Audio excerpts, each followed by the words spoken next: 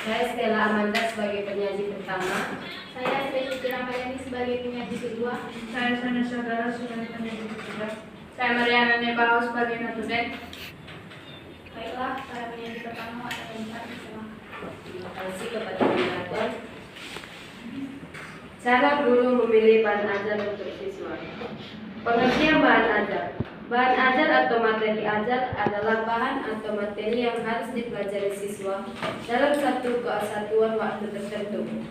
Bahan ini dapat berupa konsep, teori, dan rumus-rumus keilmuan, cara, tata cara, dan langkah-langkah untuk mengerjakan sesuatu, dan norma-norma, kaidah-kaidah atau nilai-nilai.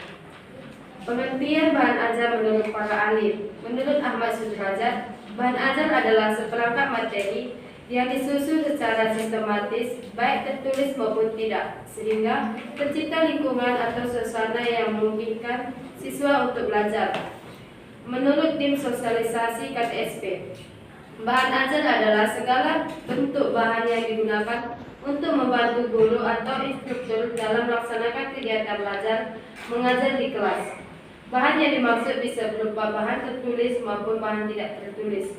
Sedangkan menurut Abdul Majid, bahan ajar adalah segala bentuk bahan, informasi, alat dan teks yang digunakan untuk membantu guru atau instruktur dalam melaksanakan kegiatan belajar mengajar. Bahan yang dimaksud bisa berupa tertulis maupun bahan yang tidak tertulis.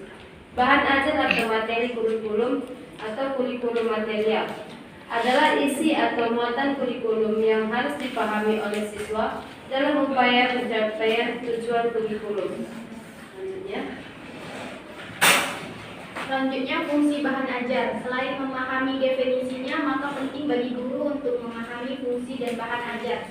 Beberapa fungsi di antaranya yakni pertama, bahan pengajaran adalah bagian integral dari proses pembelajaran di kelas dan memiliki kedudukan penting dalam capaian keberhasilan pengajaran. Maka dari itu penting bagi guru untuk memiliki berbagai pertimbangan yang tepat sebelum merumuskan bahan ajar. Kedua, bahan ajar bukan sekedar menuliskan ulang bahan materi yang ada, malah bahan ajar harus bisa memiliki klasifikasi berdasarkan capaian target yang ada. Berdasarkan klasifikasi tersebut, maka guru tidak bisa seenaknya memasukkan keseluruhan materi dalam bahan ajar sebab akan menimbulkan ambiguitas belakang. 3. Bahan ajar biasanya sering digunakan sebagai kerangka acuan dan terdiri dari 3 bidang, yakni bidang pengetahuan, afektif, dan keterampilan. Selanjutnya, langkah-langkah memilih bahan ajar. Materi pembelajaran yang dipilih untuk diajarkan oleh guru dan harus dipelajari oleh siswa hendaknya berisikan materi atau bahan kompetensi dasar dan secara garis besar. Langkah-langkah pemilihan bahan ajar meliputi: pertama, mengidentifikasi aspek-aspek yang terdapat dalam standar kompetensi dan kompetensi dasar yang menjadi acuan atau rujukan pemilihan bahan ajar. Kedua, mengidentifikasi jenis-jenis bahan ajar. Ketiga, memilih bahan ajar yang sesuai atau relevan dengan standar kompetensi dan kompetensi dasar yang telah teridentifikasi. Selanjutnya, memilih sumber bahan ajar. Selanjutnya, aspek-aspek materi bahan ajar. Prinsip-prinsip dalam memilih bahan ajar. Yang pertama, prinsip relevansi. Kedua, konsistensi. Ketiga, kecukupan. Prinsip relevansi artinya materi pembelajaran hendaknya dapat memiliki keterkaitan dengan pencapaian standar kompetensi dan kompetensi dasar sebagai kejawatan kurikulum. Pada kompetensi dasar tersirat konsep yang harus diajarkan dan karakteristik konsepnya. Jika konsep merujuk pada jenis konsep tertentu, diperlukan strategi pengajaran spesifik. Sebaiknya siswa diberikan fakta-fakta konkret, kemudian siswa dapat membantu influensi dan interaksi fakta-fakta yang diberikan oleh guru. Prinsip konsistensi artinya adanya keyakinan antara bahan ajar dengan kompetensi dasar yang harus dikuasai siswa. Misalnya, kompetensi dasar yang harus dikuasai siswa 4 macam, maka bahan ajar yang harus diajarkan juga harus meliputi 4 macam. Prinsip kecukupan artinya materi yang diajarkan hendaknya cukup memadai dalam membantu siswa menguasai kompetensi dasar yang diajarkan. Materi tidak boleh terlalu sedikit dan tidak boleh terlalu banyak. Jika terlalu sedikit akan kurang membantu mencapai standar kompetensi dan kompetensi dasar. Sebaliknya, jika terlalu banyak akan membuang-buang waktu dan tenaga yang tidak perlu untuk mempelajarinya. Aspek-aspek materi bahan ajar. Ada beberapa aspek yang perlu diperhatikan dalam bahan ajar, yaitu: pertama, konsep adalah suatu ide atau gagasan atau suatu pengertian yang umum, misalnya sumber kekayaan alam yang dapat diperbarui.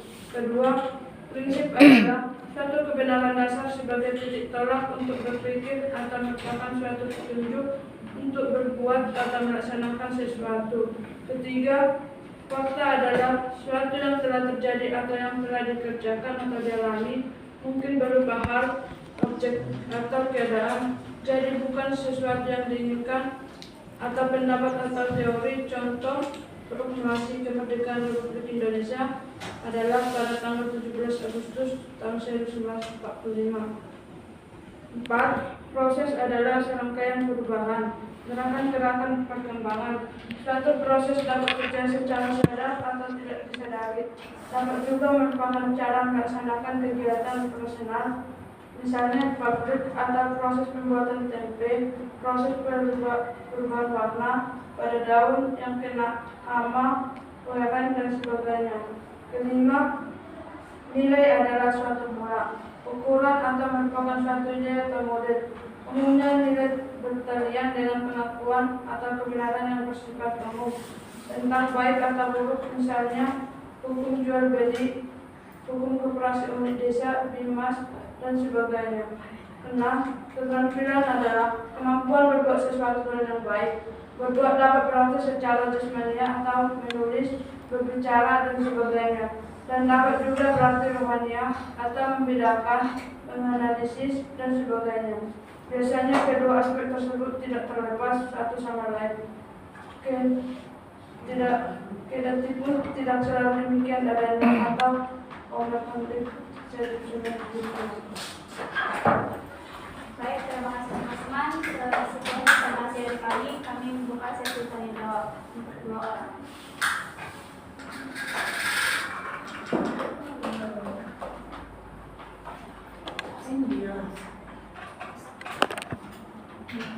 Dari kelompok 3 ingin bertanya, apa yang harus dilakukan guru untuk menyiapkan bahan ajar yang menunjang?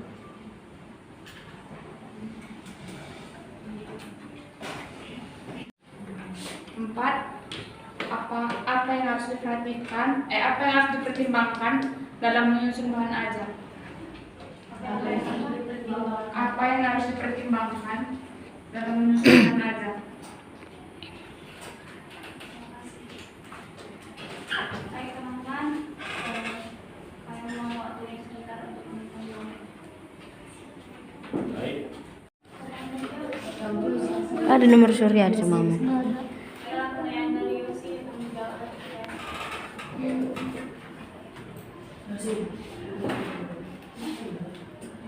Baik, di sini saya akan mencoba menjawab pertanyaan dari saudari Yosi dari kelompok 3. Pertanyaannya yaitu, apa yang harus disiapkan guru yang menunjang pendidikan? Pak Didi. Yang harus dipersiapkan Mata guru kuliah sebelum gue, mengajar, yaitu yang pertama mempersiapkan bahan yang mau diajarkan sesuai dengan RPP. Yang kedua, mempersiapkan alat peraga yang akan digunakan jika diperlukan. Yang ketiga, mempersiapkan pertanyaan dan arahan untuk merangsang siswa lebih aktif belajar. Yang keempat, mempelajari keadaan siswa. Bagaimana saudari sih? Terima kasih untuk satu saya sudah menambah akan jawab dengan teman.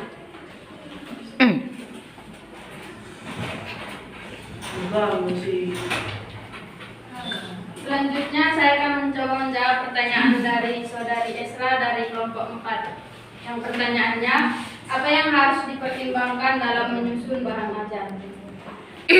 Yang harus dipertimbangkan guru dalam menyusun menyusun bahan ajar ada 5 faktor yang harus dipertimbangkan, yaitu karakteristik peserta didik, bentuk kegiatan pembelajaran, konteks tempat penyelenggaraan pendidikan, strategi pembelajaran, dan alat penilaian hasil belajar. Bagaimana Saudari Esra? Dari kelompok 1. Baiklah teman-teman, sekian presentasi dari kelompok 1. Apabila terdapat salah, kami mohon maaf. Sekian dan terima kasih. Kasih. Kasih.